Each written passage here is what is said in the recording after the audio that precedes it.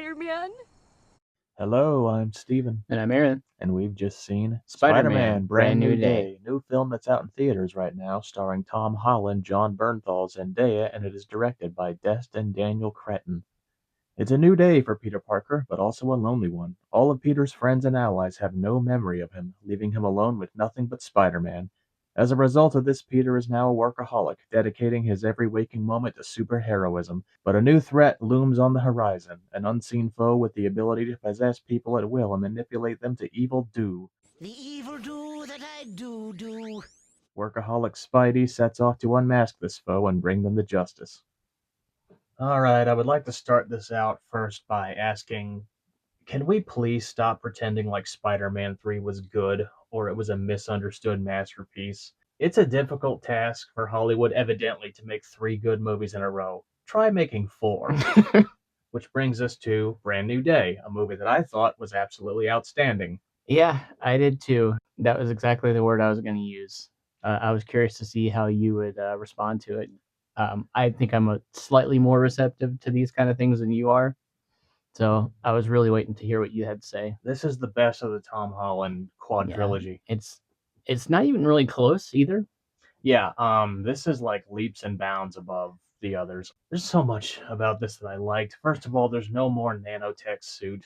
He's not Iron Man Jr. in this one. He's actually not just Peter Parker, but Tom Holland is actually wearing a costume in this one. He's not wearing a green screen suit. Yeah, that's kind of the first thing I guess I wanted to say about this entire thing is that everything feels so much more tangible and real. We're not looking at a Spider-Man who has been completely replaced for most scenes with a CGI version. Yes, it's a better looking movie. The Watts guy, he's out, and Destin Daniel Cretton.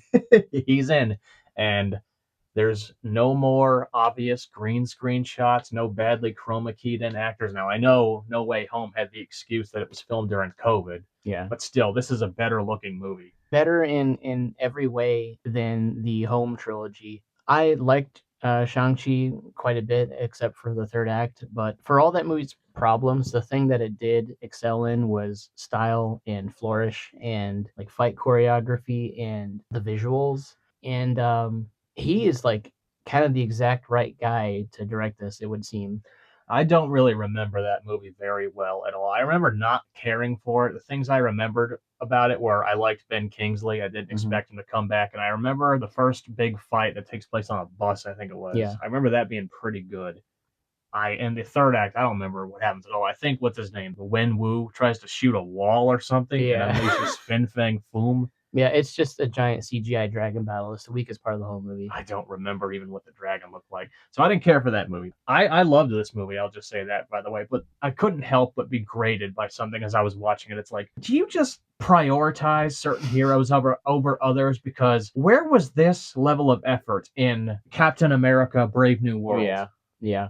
I want to say that one was also marred by being kind of a post-COVID thing, but also just there is something to be said for the creative ineptitude and the lack of vision in that movie.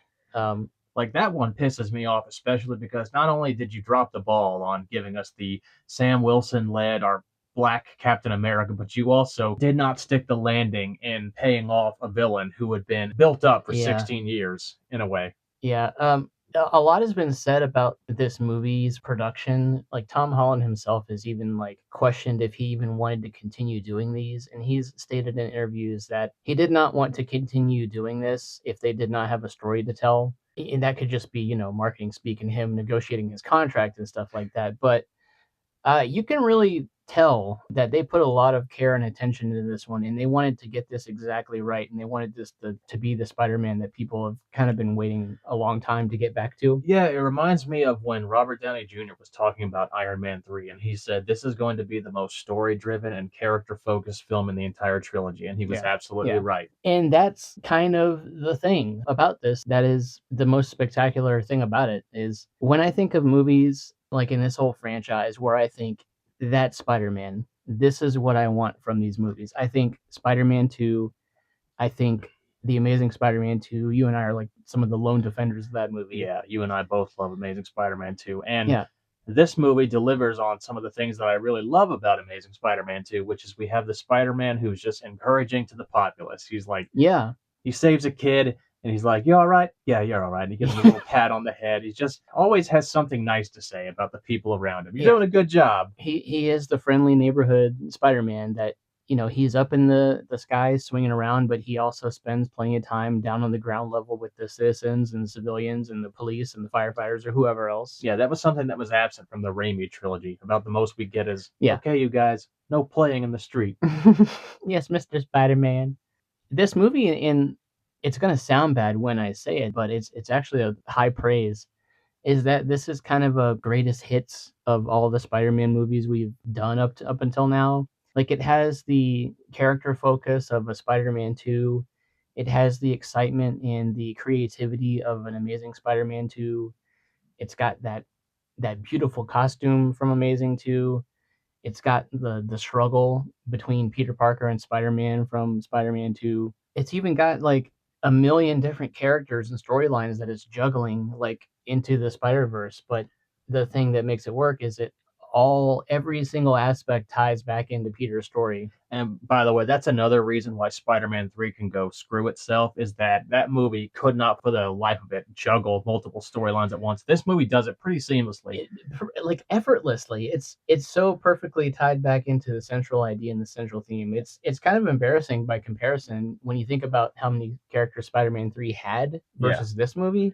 And that movie does not work in any kind of way. And yes, like you said, everything ties back into Peter directly, because I remember looking at the trailer and being kind of concerned. I was like, how is the Punisher going to tie into this? Yeah. How is the Hulk going to tie into this? And how is this going to not feel overstuffed? And how are they going to do all that and also do something with MJ?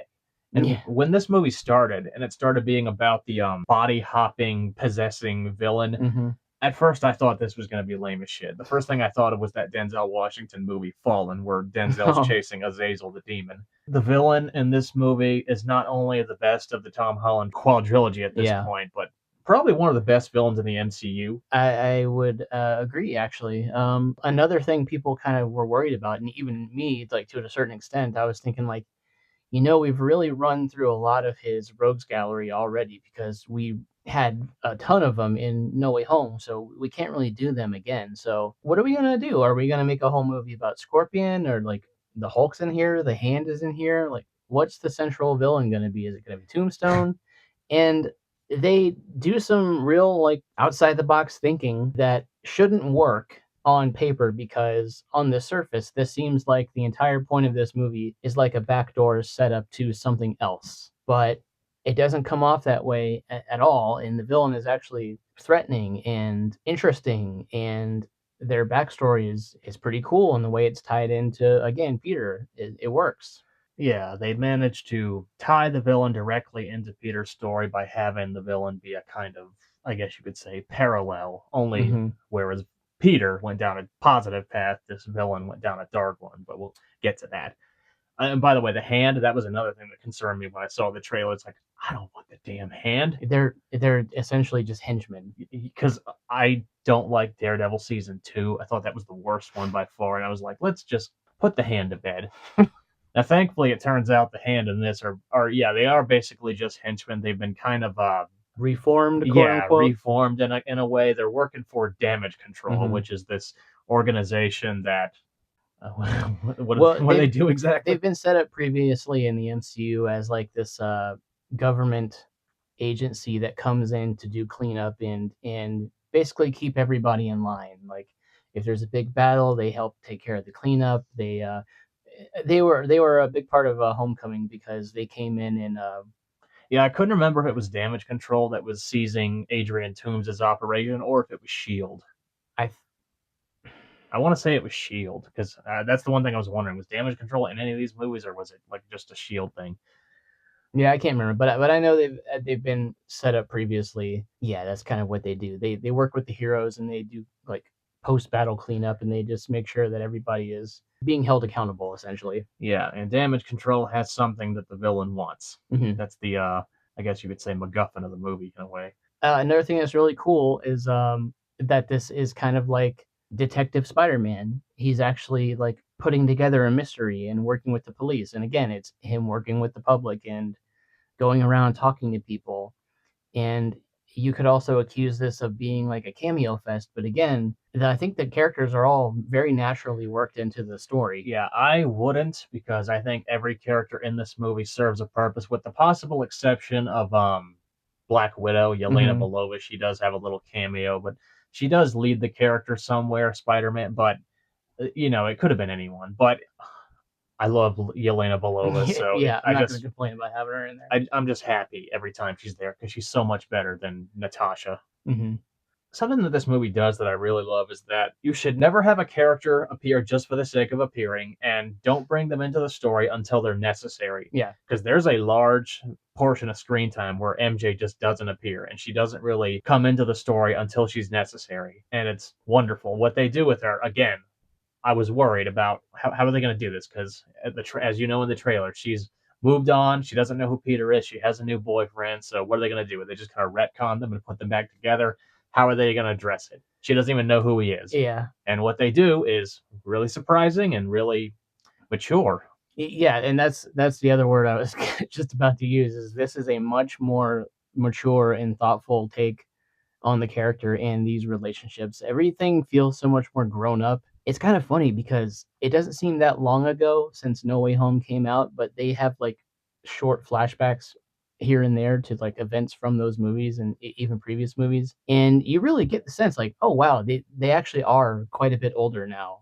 And they are grown up, they're adults, and they have completely different lives now than they did before. Yeah, the choices they have the characters make are very adult and make the characters do some introspection and think about things in a different way, in probably a way you weren't expecting them to do. Like, Yeah, they don't push the reset button and go back to the status quo. yeah, most other people would be like, okay, well, we'll just do some weird thing, and then everybody just remembers how things were. No, this movie is much more like slower paced and patient and takes its time. It's just about 2.5 hours.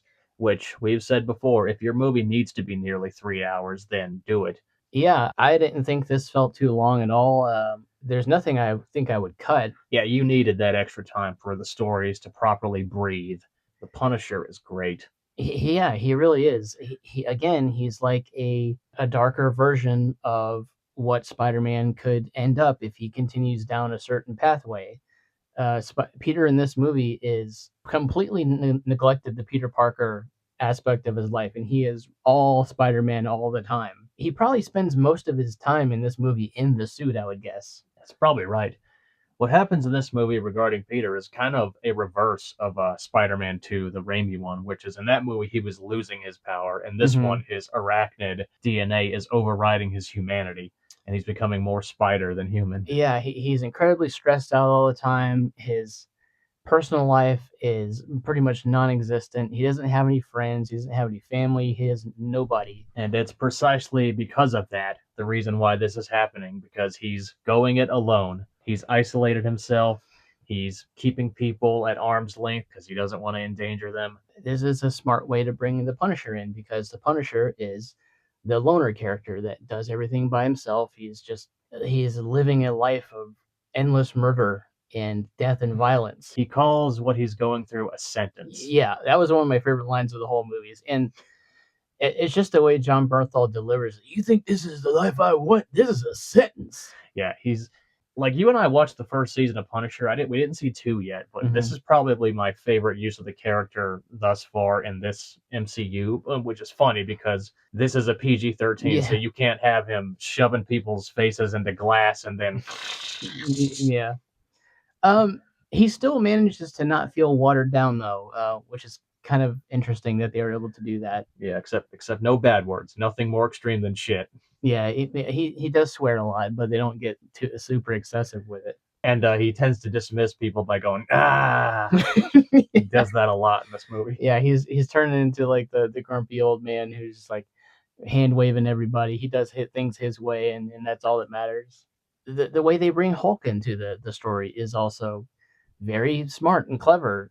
Peter tries to suppress these new abilities that he's gaining because they're overriding him, and he's starting to act out of character and do things that he would never normally do.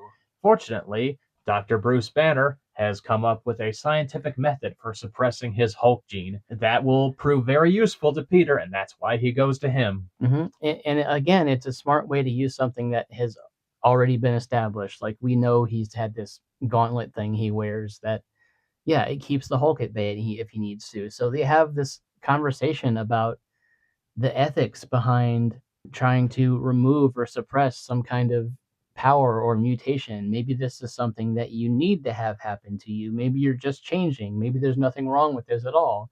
He asked him, like, how would you suppress the bad aspects of a mutation? And they asked the obvious question, which is going to be very relevant in later projects in the MCU, is how would you know which ones are bad? How would you decide? Who's to decide? Very smart, clever writing, good use of the characters. And even when we do the big bashy crashy action fight scene, it's set up in a way that makes sense. And also, you know it from the trailer. You know Hulk's gonna Hulk out. Yeah. They keep it surprisingly brief. Yeah, it's not overdone. Doesn't overstay his welcome. He comes into the story when he's necessary, fulfills his purpose, and then he F's off back into the background. Yeah.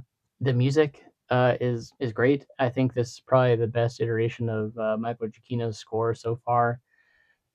Again, it's just kind of the tone of the movie. Everything feels so much more patient, and there's like a somber quality to this story that really works and gets you to buy into like Peter Parker's story. And the performances from everybody are great.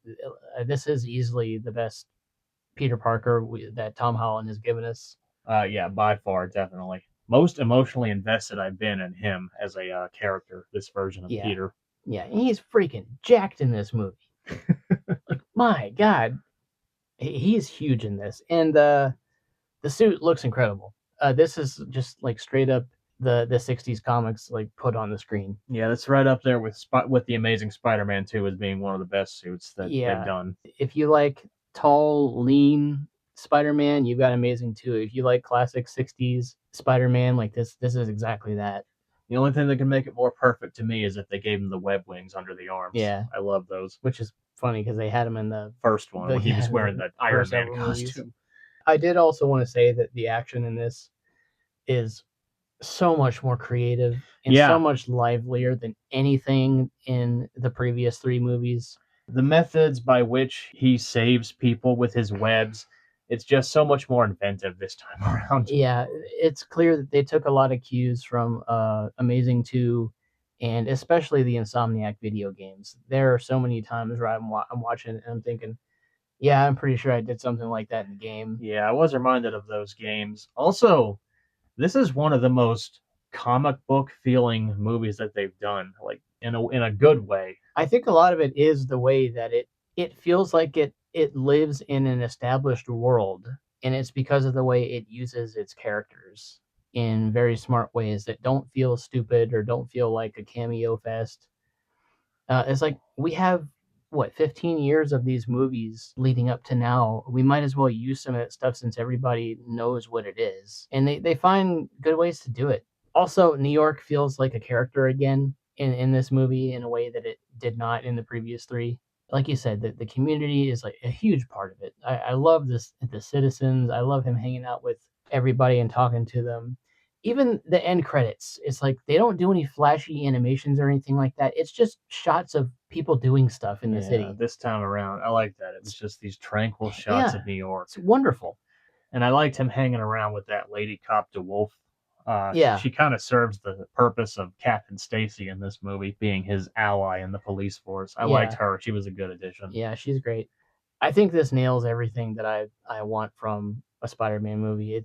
The action's great. The suit is perfect. It's fabric. It's tangible. You can tell that it's a guy in a suit. And at the center is a human story, which is a necessary component for a Spider-Man story. Yeah. So what is your final number rating on a scale of 1 to 10? As far as Spider-Man movies go, this is an extremely high 9, borderline 10. I think this is right up there with Spider-Man 2, Amazing 2, Into the Spider-Verse. Yeah, I would say the same. Strong 9. It's right up there with the best of the Spider-Mans, which is 2, and Spider-Verse 1, Yeah, not Spider-Verse 2. this is just everything that is great about this character. Yeah, of 4 movies into a series, for them to be able to find creative ways to continue the story and to not use villains that we've seen a million times, and actually think about how all of these moving parts can serve the central character. Really exceptional, I think. All right, spoiler territory. Here we go. The villain. It's Jean Grey. Yeah, Did you know this going in? um, pretty much. Okay, I didn't. I noticed that the trailers made a concerted effort not to show the villain off in any way, so I Mhm. thought, okay, well, this is a secret, clearly. I'm just not going to look at anything regarding this movie. And I heard something about Sadie Sink being in this movie. I didn't think she'd be the bad guy. I thought, if anything, she was going to be like one of the other love interests of Peter, like maybe even Black Cat.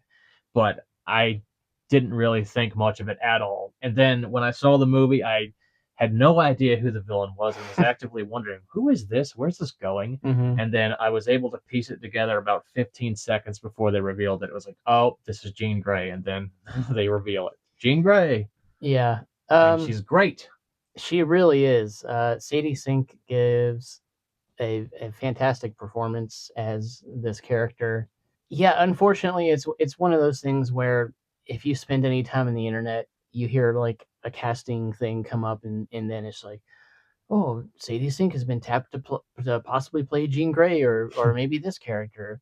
The thing that kept me from not being 100% certain is that I have seen so many rumors about what this movie is and what this movie was going to be about and who the villain was. Like there was talk that Mephisto was going to be in this movie. There was things that I read that Spider-Man was going to die and then be resurrected by the symbiote. Let's not. I honestly don't want to see that damn symbiote suit again. Jean Grey was talked about. The character Starfire from Spider-Man and His Amazing Friends. That might be right. There was talk about her. There was talk about the villain not being Jean Grey, that it would be somebody else. So I really had no idea exactly who it was going to be until kind of like you, just before they revealed it, and it was like, okay, so she is Jean Grey. And as I was saying earlier, she's a dark reflection of Peter in this, whereas Peter is going it alone, but he wasn't always alone. He had people who were there for him. He had MJ, he had Ned, he had Aunt May. They're all gone now, so now he's alone. Jean Grey was discarded. She Mhm. had her sister, but she was taken by damage control. And this is one of the few minor quibbles I had in this movie, which is the minute that damage control guy showed up, I was like, that guy's evil. Yeah, I didn't entirely trust him, and just because they do have such a presence in this, I was waiting for the other shoe to drop. It's like there's something not right with these people. I just don't know what it is yet. Yeah, it doesn't matter that much because he's a supporting villain, but I was like, okay, that guy's bad. Yeah, and he does a good enough job. Yeah. Kind of playing the friendly face, and and then when they do have the villain's turn, it works. I can say this now because the movie's like, what, 10 years old at this point. The villain being an ally twist wasn't done as well here as it was in Wonder Woman. Oh yeah, well, I think part of it is that Ares, as far as I can remember, isn't a huge part of that movie until he suddenly is, and then you're like, oh, that guy. Oh, he's talked about all throughout the movie, but you're led to believe that it's Danny Houston's character, Yeah, Ludendorff. yeah, And then it turns out it was the old British politician. yeah. It's just nothing but red herrings the entire time. Here, I think this guy has much more of a presence. Like there's a lot of dialogue back and forth between, hey, do you know about this thing called VMAX? I'm looking into this thing. It's like, no, I have no idea what that is. Okay. And since we're doing spoilers, yeah, the reveal of what that VMAX thing ended up being is pretty depressing. Yeah, it's because it ultimately doesn't mean anything. Yeah. Because it's not actually anything. The last thing she saw before she died was her head fell back and she saw the word VMAX, which is Vent Max written on a ventilation shaft above her. Yeah, but like a part of it is rubbed off. Yeah, like V'ger from Star Trek. Yeah, so yeah, Jean Grey is looking for her sister. She wants to know what happened to her. She's trying to find something called VMAX, and yeah, she gets captured by damage control thanks to Peter because they developed this inhibitor. And she's isolated in this little room because she can only body hop people within a 33-foot yeah, feet. radius. Which creates some interesting things with the action that they do. She's just hopping through people to stay like 1 or 2 or 3 steps ahead of Peter. And it's an opportunity for Peter to put his scientific knowledge to use. Yeah, he gets to be smart in this movie. Yeah, he gets to science in this. This is kind of one of the things I was worried about before seeing it. Is like I knew there was a possibility that she was Jean Grey, and I was just thinking like, is it worth doing all this and compromising a Spider-Man movie to set up a single character for an X-Men movie that we are going to get in like 2-3 years from now? And they found a way to do it. Yeah, again, by making her relevant to the main hero story. That's one of the problems with these damn MCU movies is that the villains are like incidental. Like too much of the time, they don't like tie into the main hero in any meaningful way. They're just an obstacle to be toppled. Yeah, it's so funny because one of the biggest problems with the cinematic universe these days is the cinematic universe, and this is like one of the best movies to actually make use of its cinematic universe in a way that didn't feel stupid or like keys jingling in front of you. Yeah, it's not patronizing. Yeah, it's her. She's a mutant. She has these abilities. Damage Control is this agency that obviously wants to take control of them. These are themes that we very much know and are aware of from like X-Men and stuff like that. Yeah, I really didn't give a shit about the prospect of them rebooting the X-Men, but having seen what they do to Jean in this, it's a little more encouraging. A little bit more. It'll depend entirely on the writers. It's funny that it ends up being Jean because coincidentally, I rewatched the first 2 X-Men movies for reasons that had nothing to do with the MCU. I just hadn't seen them for a while, and I was like, I kind of want to watch those again. And then she's back. She gets on a bus at the end of the movie and is presumably going to Westchester, where she'll find Charles. Thankfully, there's no cameo from him. They're probably going to put that off until after Doomsday. It's actually kind of a smart way to do it because the thing about X-Men is you do have so many characters. If you sprinkle one here, one there, one over there, when you finally do get to it, you kind of have everybody set up and you understand their characters and you're invested a little more. Oh, and one of the other quibbles I did have was regarding Jean, which is she's a little too evil at times. Yes, they do the exact same thing that Supergirl did, except only better, where Jean, she has the villain in a vulnerable position where she's going to murder him, and then Peter has to talk her out of it and say, you're not a killer, Jean, and it's like, well, she kind of is. Yeah. She was possessing people all throughout this movie, and one of the people was this, like, middle-aged guy with a big beard who she lets get hit by a car. Yeah, I'd have to watch it a few more times to make a determination about whether or not that guy perishes.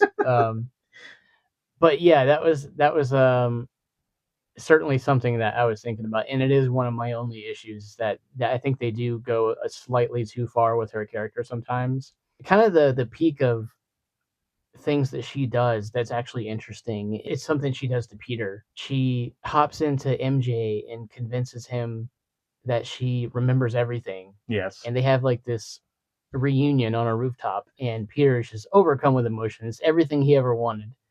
Only it's not real. Yeah, I saw through that very quickly. Yeah. So I was like, this is way too convenient, number one. And number two, I took note of MJ's wardrobe. Mm-hmm. She was wearing a trench coat and like a button-down shirt. It looked vaguely villainous. So I was like, that's Jean. Yeah, but it's so well acted. It's so well done. It's a really nice swerve. And then she climaxes that scene by throwing MJ off a building. Yeah. She could have died. Just a little bit too much here and there. There's certain things that we didn't need to do with the character. But she's a vengeful teenager who is trying to find her sister, and there's all these people that are coming after her. All the world is seemingly against her, so it makes sense she'd be pretty pissed. I really like how they brought in the Punisher in the climax. He does not even try to appeal to her humanity. All he knows is to shoot. Yeah. And then he makes a mistake. Yeah, he's a blunt instrument, and that's all he knows how to be. And Peter's like, do not shoot her. Do not kill her. I am going to take care of this. I'm going to do this my way. And I'm going to do it my way. And, yeah, he pulls the trigger and, makes a mistake. And the climax of this movie also doesn't devolve into a big superhero fight.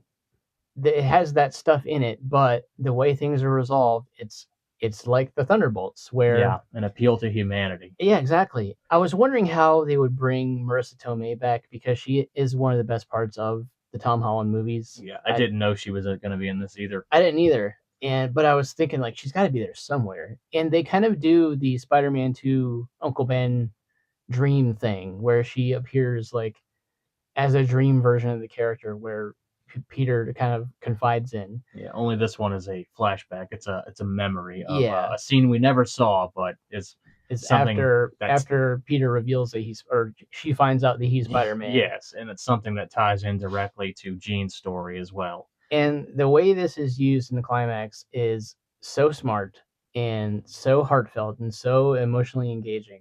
We sit the characters down, and we've seen it previously. It's Aunt May and Peter sitting, but only this time it's Jean Grey sitting down talking to Aunt May. Yeah, Jean cannot, for whatever reason, possess Peter, and then at the end, he just invites her into his mind. So Jean Grey finds herself in Peter's memory, sitting where Peter would have been when Aunt May was talking to him. She really needs, at the end of the day, somebody to tell her that it's going to be okay, and you're changing, but as long as you have people around you that care about you, everything's going to be all right.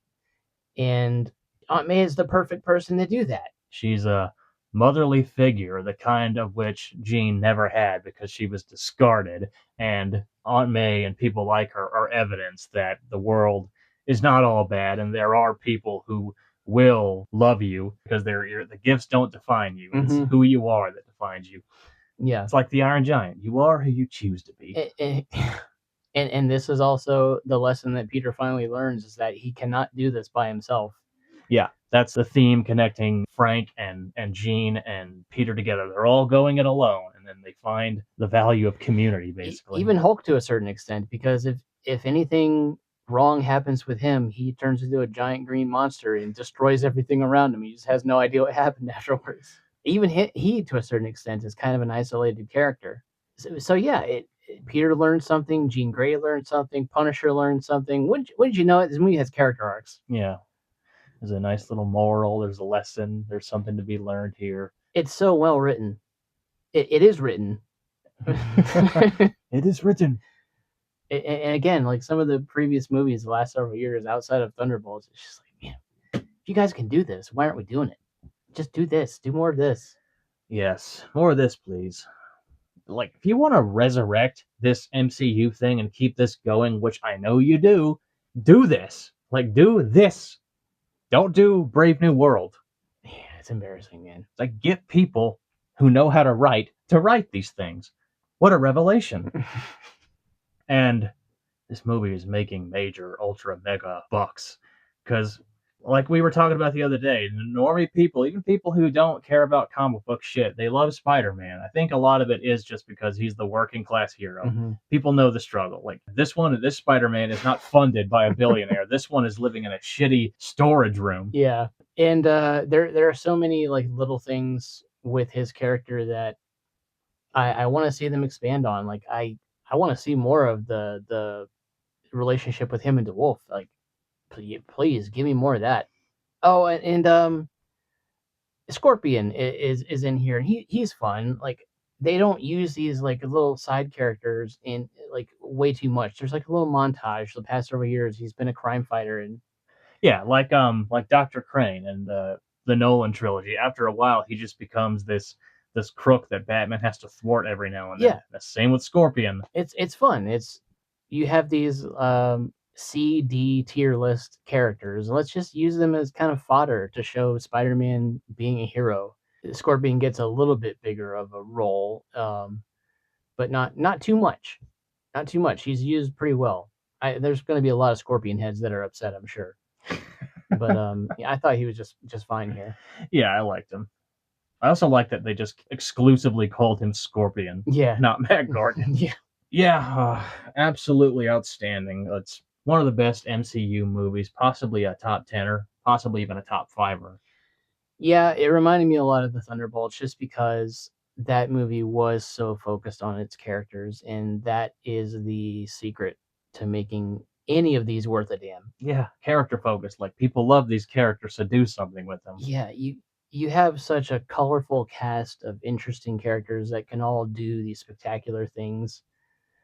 Make them interesting and lean into what makes them who they are. Otherwise, you end up with Iron Man 2. So that's Spider-Man Brand New Day. Definitely see it. People are, you're seeing Yeah, it. everybody's already seen it. Cha-ching!